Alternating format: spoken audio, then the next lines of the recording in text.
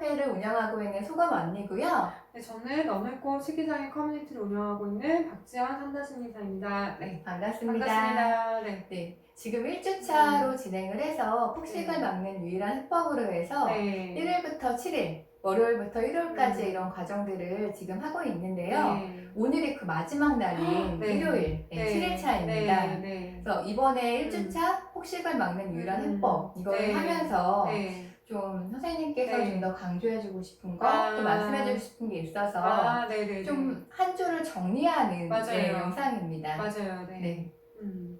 4가지 식사규칙 중에 가장 힘들었던 게 있었나요? 네. 네. 아마 이 4가지 식사 원칙이 조금 많이 힘드셨을 거예요. 그래서 이거를 한 주에 다 지켜야 돼라고 오해하시면 안 될 것 같아요. 한 주에? 네, 그러니까 이거를 내가 다 해야 돼. 막 갑자기 내가 새끼도 먹고, 갑자기 내가 막 적당한 양으로 먹고, 갑자기 안 먹던 뭐 밥도 먹고, 간식도 먹고, 사실 이러라는 얘기는 아니거든요.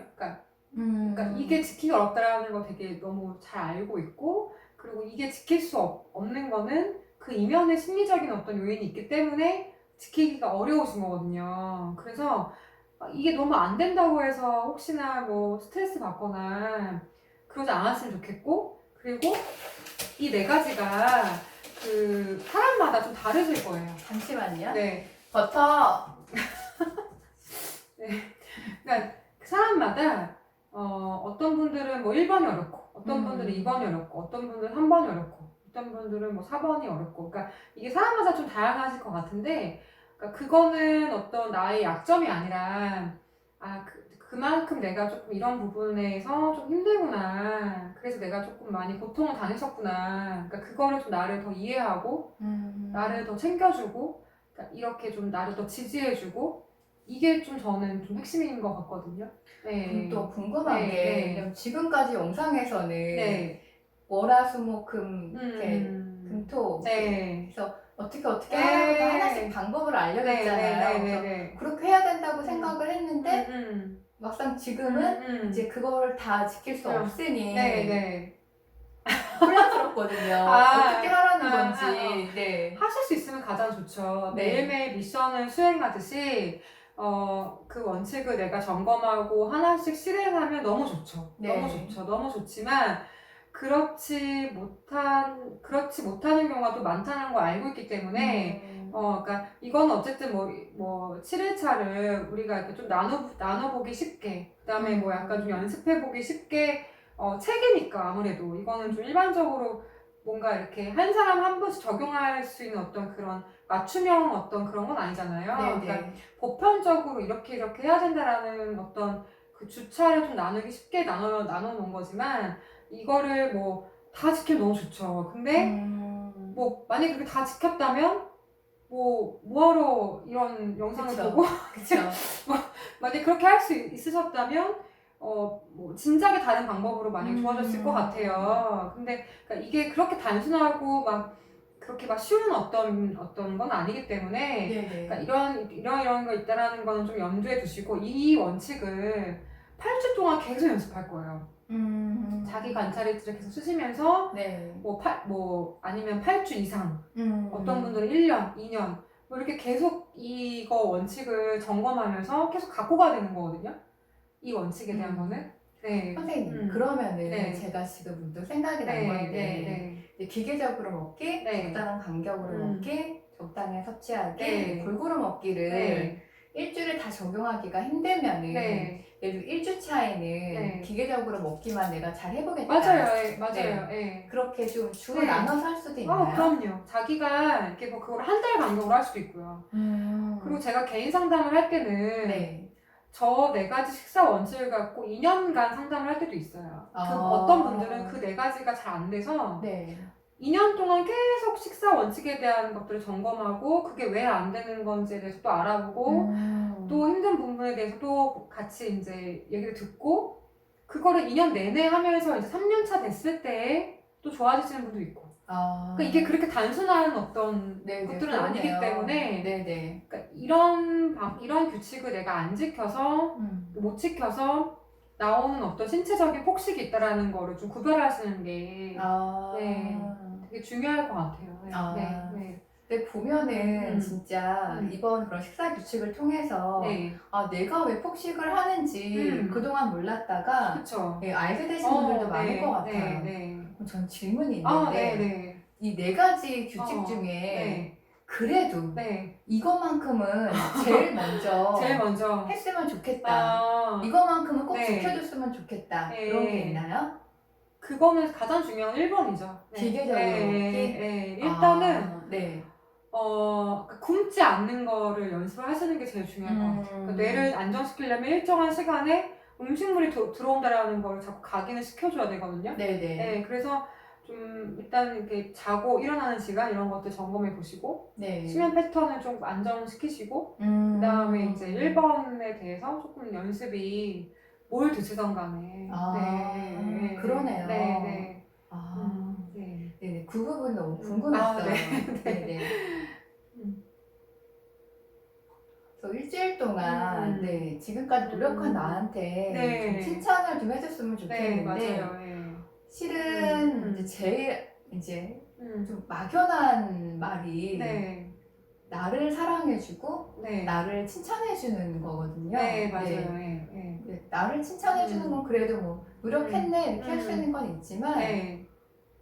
여쭤보고 싶어요. 네. 나를 사랑하는 방법 네. 중에 되게 막연하거든요. 네. 선생님 생각할 때 네. 그래도 비교적 가장 쉽게 내 자신을 이렇게 사랑할 수 있는 방법 중에 하나가 뭐가 있을까요?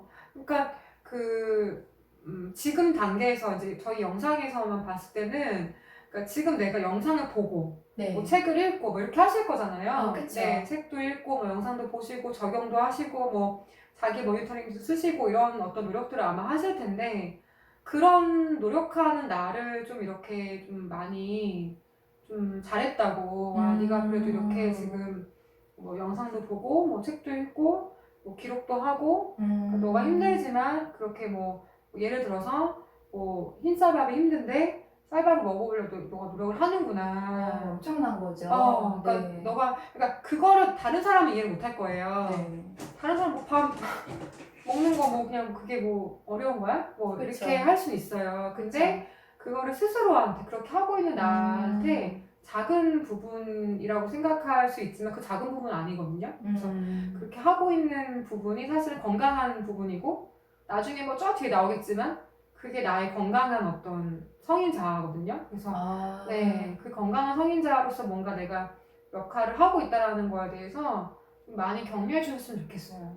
네. 맞아요. 네. 보면 특히 우리 친구들이 보면은 참 잘하고 있음에도 네. 불구하고 완벽하지 않으면 네. 잘한 게 아니야라고 그쵸, 생각하는 친구들이 그쵸. 많거든요. 네. 근데 이렇게 영상을 보고 네.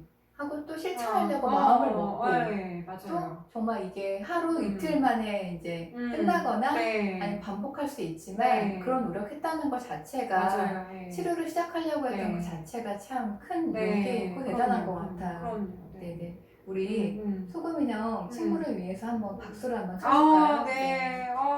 정말 격려합니다. 잘하고 계십니다. 네. 이렇게 저희가 1주차 영상을 찍었고요. 그럼 다음 2주차는 어떤 내용인지 잠깐 한번 볼까요? 살짝. 또 있어요. 제일 중요한 질문이에요. 중요한 질문이 있었어요. 네, 이걸로 20분 갈 수 있습니다. 네. 많은 분들이 폭식증과 거식증, 거식증과 폭식증 왔다 갔다 하잖아요. 처음에는 제가 폭식증인가요? 거식증인가요? 하지만 연차가 되신 분들은 아세요. 내가 왔다 갔다 하고 있구나. 이 부분에 대해서 좀 얘기 좀 해주실래요? 네. 아마 저기 책에 그런 어떤 주차 끝났을 때 뭐 그런 내용이 아마 있을 것 같아요. 근데 진단을 내리는 거는 그렇게 큰 의미는 없어요. 그러니까 이제 뭐 물론 약물 치료를 하실 때는 폭식증인지 거식증인지 그걸 따라서 뭐 약간 조금 약을 다르게 쓰시기도 하겠지만 그러니까 이거는 되게 자연스러운 것 같아요. 폭식증에서 거식증, 거식증에서 폭식증. 이거는 그러니까 왜 이게 자연스럽냐면 처음에 거식증으로 출발하시는 분도 만약에 내가 막 굶어서 어떤 제거 행동 없이 그냥 굶기만 해서 뭐 30 몇 킬로까지 뺐어요. 그러니까 굉장히 이제 낮아진 체중이 된 거죠. 그러다 보면은 체중 회복을 하지 않으면 내가 생명의 위협을 느끼기 때문에 뭔가 이제 뭐 폭식을 해서 체중이 올라갔던 뭐 어떻게 먹었든 치료를 하셨던 뭐 해서 뭐 약간 체중이 올라갔어요. 그러면 또 마음에 안 드실 거예요. 그렇게 해서 뭔가 체중이 회복된 내 자신이 너무 혐오스럽고 싫기 때문에 또 다이어트를 하실 거예요. 그럼 또 내려가겠죠, 체중이. 그렇죠. 그러면 또 뭔가 거식 비스무리한 어떤 상태가 될 거예요. 뭐 월경이 끊긴다든지, 뭐 그런 어떤 뭐 아까 뭐 머리카락이나 손톱 발톱이 뭐 푸석했다든지 그러면서 약간 거식 상태로 갔다가 또 이제 거식 상태에서 몸이 이제 못 견디기 때문에 폭식과 구토를 반복하는 그런 제거형 거식증으로 아마 가실 거예요. 가장 흔한 거는. 그렇게 구토를 하면서 저체중을 유지하시는 거죠. 그쵸. 네, 그렇게 또 하다가 그게 연차가 또 지속이 되면은 폭식 구토가 굉장히 심해지면서 체중은 내려가지 않고. 그럼 이제 그때는 이제 폭식증이 어떤 제거형의 폭식증으로 이제 가시는 거거든요. 그러니까 그러니까 우리 몸이 저체중 상태에서 계속 머물 수는 없기 때문에. 그러니까 저체중 상태에서 머물게 냅두서도 안 되죠. 만약에 그렇게 되면 사람이 죽으니까. 그래서 뭐 그때는 입원 치료를 하시던 뭐 한약을 먹던 뭐 갖은 방법 다 쓰실 거예요. 체중을 올리기 위해서. 아니면 그냥 자연스럽게 폭식이 그냥 나와서 폭식 때문에 체중이 늦으신 분도 꽤 많아요. 거식증에 걸렸다가. 네, 맞아요. 맞아요. 그래서 그렇게 하면서 왔다 갔다 이거는 그냥 자연스러운 과정이에요. 네. 근데 그런 내면의 어떤 역동이나 애착관계 유형에 따라서 어떤 분들은 폭식과 구토를 반복하는 거식증에 계속 머무시는 분들이 있고, 네, 또 어떤 분들은 또 제거 행동이 심한 폭식증으로 굳어지시는 분도 있고, 근데 이거는 요인이 너무 복잡해서 그 개인의 성격이나 뭐 어떤 애착 유형이나 그다음에 마음의 상처나 그러니까 마음의 어떤 상처의 깊이 강도, 그러니까 그런 게 있어요. 그러니까 그 트라우마가 많은 분들은 그 폭식 구토가 심한 거식증 분들이 좀 많거든요. 다 그렇다고 볼 수는 없지만, 네, 그러니까 보통 그냥 제가 임상 장면에서 봐도 그렇고, 폭식 구토를 동반한 거식증인 경우에는 굉장히 복합적인 트라우마를 갖고 있기 때문에 그런 부분에 따라서 이게 어떤 분들은 거기로 굳어지기도 하고 어떤 분들은 뭐 거식증에서 회복이 된다 해도 폭식증으로 옮겨가서 이제 먹고 토하기를 반복하면서 체중을 그러니까 자기의 그런 어떤 저체중은 아니지만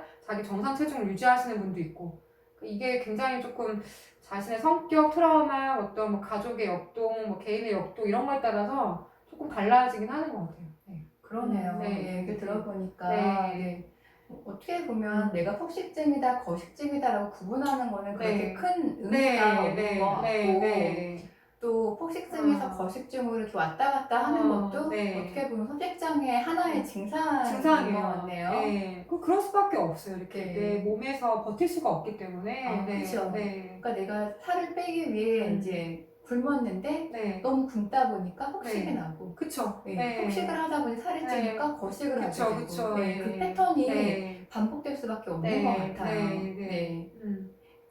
그럼 아까 우리가 이제 1주차 마무리를 하면서 2주차 어떤 내용인지 살짝 이제 보기로 했잖아요. 살짝 공개를 하겠습니다.